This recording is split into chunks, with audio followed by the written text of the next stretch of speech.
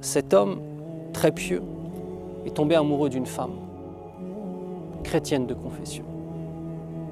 Toutes ces adorations qui sont derrière lui. Il voit cette femme et il tombe amoureux d'elle. Épris d'elle, amoureux d'elle, fou d'elle. Elle ne quitte plus son esprit. Dans ses adorations, il n'arrive plus à se concentrer.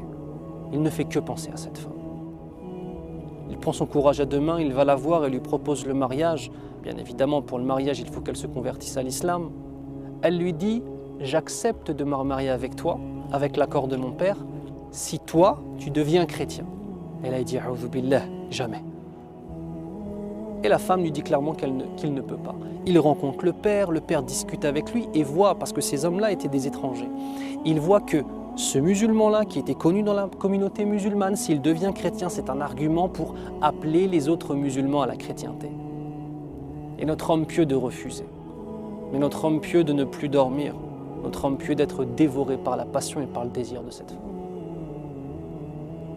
Puis il se dit, je vais faire semblant d'être chrétien, mais je vais garder la foi dans mon cœur. Ça y est, le diable l'a eu. Alors il fait preuve d'apostasie, il quitte l'islam. Et il devient chrétien pour se marier avec cette femme. Et il passe des années qu'il pourrait qualifier lui-même d'heureux. Pourquoi? Il avait une divinité qui s'appelle Allah.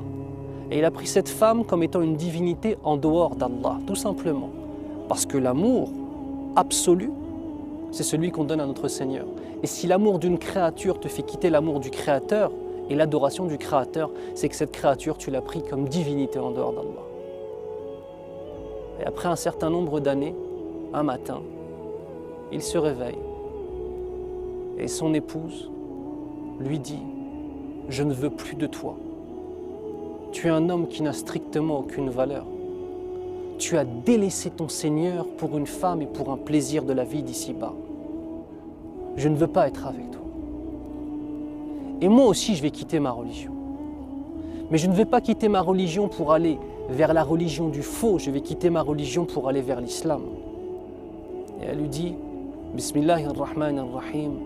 Qul huwa Allahu ahad, Allahu samad, lam yalid wa lam yulad, wa lam yakul lahu kufuwan ahad. » Dans la traduction de Surat al-Ikhlas que vous connaissez tous.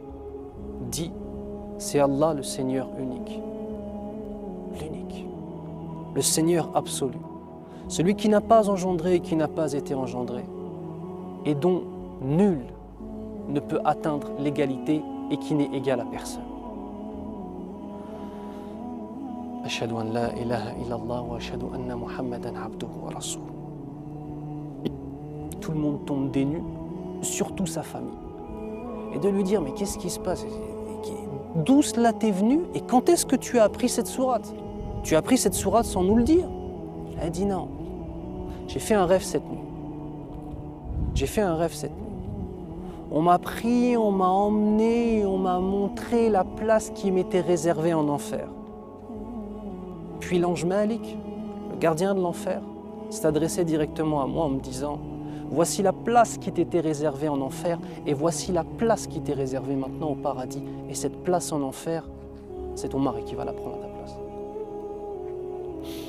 Et elle entendait, d'accord, un verset qui dit « Wallahu yamha ma yasha wa yuthbit wa indahu ummul kitab » Et Allah Azza wa Jal efface ce qu'il veut ou bien alors il rend constant ce qu'il veut. Et auprès de lui sont les écritures primitives.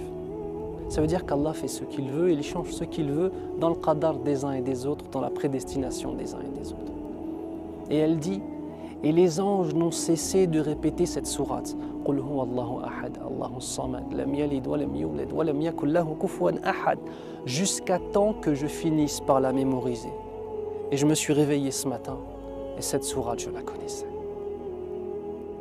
Elle a quitté cet homme pour Allah Azza wa Jal. Et cet homme, ayant délaissé son Seigneur, son cœur était scellé. Allah lui avait enlevé la foi du cœur. N'oubliez pas que la foi est un bienfait qu'Allah donne à qui il veut et que c'est un rizq, c'est-à-dire une subsistance qu'Allah donne à qui il veut. Et cette subsistance, il l'avait enlevée de son cœur. Et il est mort apostat. C'est Cette histoire elle est très importante pour nous tous, parce qu'elle nous rappelle un certain nombre d'éléments fondamentaux dans notre existence. Allah guide qui il veut, égare qui il veut. Et que si tu crois que ta simple volonté pour aller à l'encontre de toutes les passions, tu te trompes. Il faut demander à notre Seigneur de nous préserver. Troisième élément, fais en sorte que l'islam soit qurratu aynik, que l'islam soit la prunelle de tes yeux, que tu t'y accroches, que tu ne délaisses jamais et que tu sois fort ou forte envers cette foi. On a attaqué de toutes parts vis-à-vis de notre foi, de toutes parts, de l'extérieur, de l'intérieur, dans nos familles, à l'extérieur de nos familles, dans le monde, dans le... Subhanallah, accroche-toi, sois fort et sois forte, et c'est ça l'action. Accroche-toi, sois fort, sois forte. Et rappelle-toi toujours du fait qu'Allah Azza wa Jal t'aime et qu'il t'a honoré par l'islam. Et que si Allah Azza wa Jal t'a honoré par l'islam, tu te dois d'être une personne honorable. Et qu'Allah t'a donné le plus beau cadeau qu'on puisse s'imaginer, cette foi musulmane. Soyons-en dignes, accrochons-nous à cette foi. Soyons des hommes et des femmes min ibadillahi salihin, parmi les adorateurs d'Allah Azza wa Jal pieux.